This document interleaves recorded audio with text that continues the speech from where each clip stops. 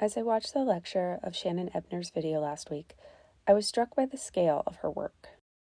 Her work on the electric comma reminded me of a grown-up version of the 90s toy Lite-Brite, shown here, where kids would make pictures using tiny light bulbs. From this childhood association, I decided to create my own large-scale version of a Lite-Brite. Conveniently, I still had a strand of exterior Christmas lights out and decided to use them as my typographic material.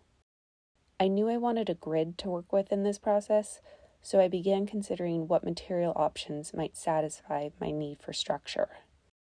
I settled on temporary plastic fencing, usually used to keep people or pets out of a designated area. I decided to use my patio as the site for setup because I needed a large vertical space and power, and this had both. It also allowed me to leave it up for observation without disturbing it. I chose the letter A to begin with because I wanted something that could be read from both sides.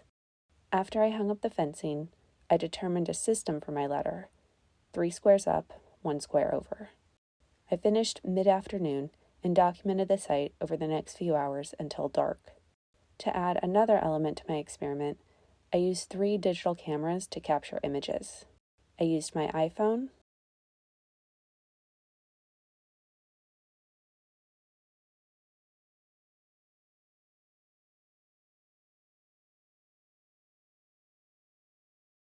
a DSLR,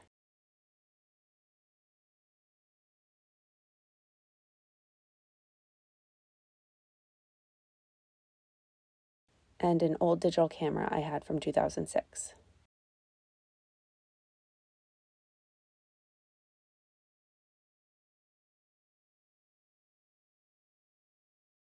I also tried experimenting with a long exposure, but I don't have a remote or a cable release, and my hand wasn't exactly steady.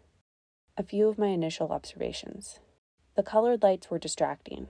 I focused more on them than my letter form. This could be addressed in post. The detail of the woven wire in and out of the plastic grid was less visible at night. There was something beautiful about the play of texture between the plastic and the wire that I wanted to make more visible.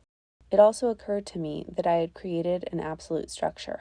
Because the grid was tied in all 4 corners and the lights were stuck into plastic, there was no opportunity for movement or change. How could I let it fall apart and allow other things to happen? I quickly untied one corner of the plastic and photographed the resulting letter form.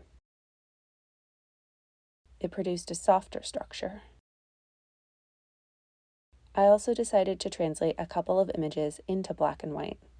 This action helped shift the focus back to the letter form rather than the colors. From here, I wanted to try one more photo shoot that incorporated movement and also focused on lighting the background texture. These are those images. The new lighting made them feel harsher than their predecessors, like old Broadway signage, slowly falling apart.